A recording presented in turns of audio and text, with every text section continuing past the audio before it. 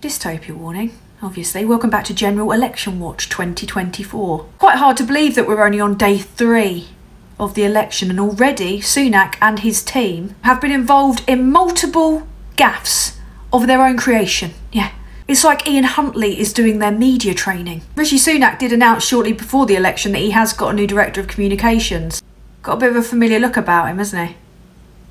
It genuinely is as if Keir Starmer's running things, you know. That's the only possible explanation. Either that or his entire team hates him, along with most of his MPs and the country. He's like a one-man meme generator. So what's happened so far? Let me just do a summary of the events that have occurred in the last 3 days. Well, of course, we can't forget, can we, that insane general election announcement in which he, against all logic and basic sense, gave an announcement in the pouring rain. And as everyone will know by now, he did it to the tune of Labour's 1997 election campaign song, Things Can Only Get Better.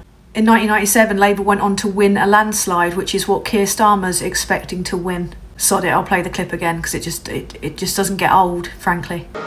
This is proof that the plan and priorities I set out are working. I recognise that Sunak's campaign began in Derbyshire, where he visited a biscuit factory. He boasted about furlough, despite the fact that any other chancellor in that position would have probably had to do the same.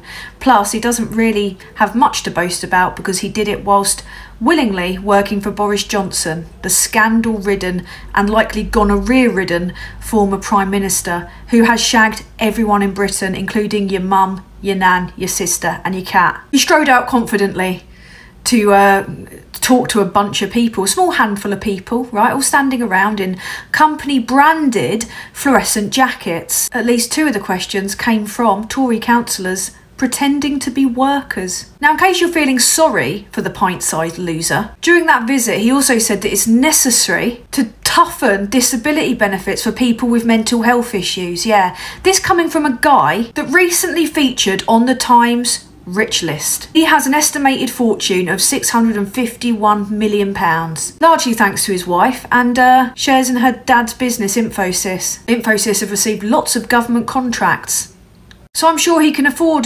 private mental health care if he needs it.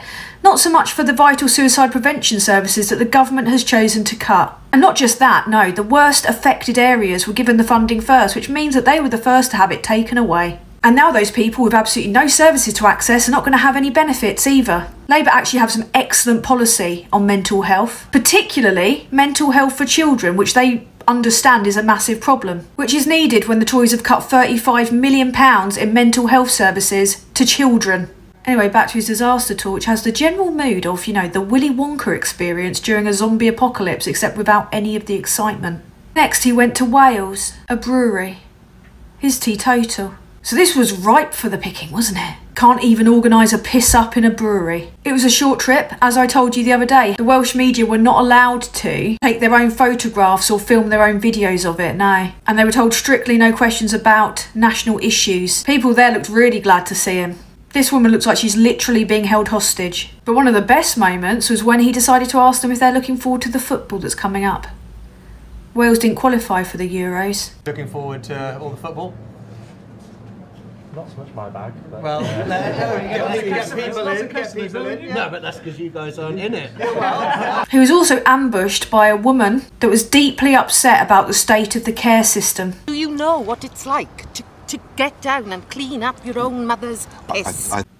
Not really, that's actually from the thick of it. I mean, this is a wildly overused phrase, but it literally is like another series of the thick of it. Except we're paying extortionate amounts of money. And to quote Glenn, there's no comedy in the cruelty. Oh, did I mention that he's travelling to all these places via private jet? Yeah. I mean, he's really confused by all the local people that he's encountering because he doesn't understand that they don't take a helicopter down to the local Sainsbury's. And he also doesn't understand why all their trousers are normal length whilst he saunters around in Prada pedal pushers. Now, Friday was my personal favourite, when against all logic and sense, he decided to visit the Titanic quarters in Belfast. Fuck me. He was confronted by a local journalist. Prime Minister, we are just yards away from where the Titanic was built and designed. Are you captaining a sinking ship going into this election? It turns out Things Can Only Get Better has inadvertently become The Tory campaign slogan. But not their song, no, because word on the street is they tried to approach D-Ream a while back to do a campaign song, but D-Ream told them to go fuck themselves. Yeah. How else are things going badly? Well, Tories scramble to find almost 200 election candidates as Gove leads Exodus. Gacky Gove stood down, didn't he? Pob. Blowjob lips. Both he and Andrea Leadsom stepped down last night. The number of Tory twats fleeing the sinking ship, currently, as I record this, it will probably increase, sits at 78, exceeding the 72 who quit prior to Labour's 1997 election victory. John Redwood stepped down. He said he's got other things that he wishes to do. What, just be a creepy bastard that stands around in parks? The guy's weird. What this election campaign essentially is Sunak being awkward in front of people in different places. What else has he done? Well, he thought it'd be a good idea to stand directly in front of an exit sign, because optics, you know, bang on the optics. You know, they've realised that the asylum policy is massively flawed, and their record in their entire 14 years has been absolute failure, still plugging away at it, with more people than ever broke and considering selling feet pics on the black market. He thinks, you know what? I think despite being worth nearly $1 billion, I'll kick the shit out of the poor. On in another moment, which showed that he had the self-awareness of a lost, lonely ghost, he decided to literally build a red wall. After one Prime Minister knocked down a red wall, this Prime Minister was today told how to build one, advice the polls say he might need. He's literally building a red wall where the Tories' current polling, well, put it this way, they're about as popular as a pervert youth club. After 3 days of shambolic campaigning, which could have only been made worse if he'd shat himself in the street, he decided to stay at home. Yeah. And they didn't say which of his 5 homes he's staying at, but it's probably not the one in California yet. Meanwhile, they're continuing to spread the mad rumour that mild-mannered human rights lawyer Keir Starmer is somehow a threat to the general public. Shall I tell you what is scary? Not knowing if an ambulance will turn up. Yeah, that's about as scary as it gets. Driving yourself to the hospital with a heart attack, that's scary. What's scary is another 5 years. These upper class souls running riot. They hate us.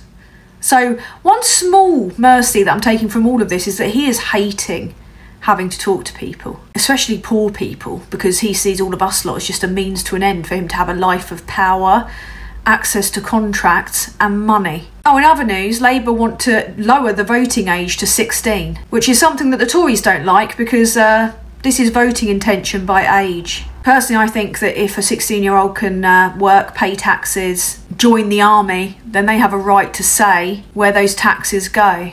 Anyway, join me for more soon. We're only on day 3. Day 3. The horrors persist, but so do we. Stop the Tories.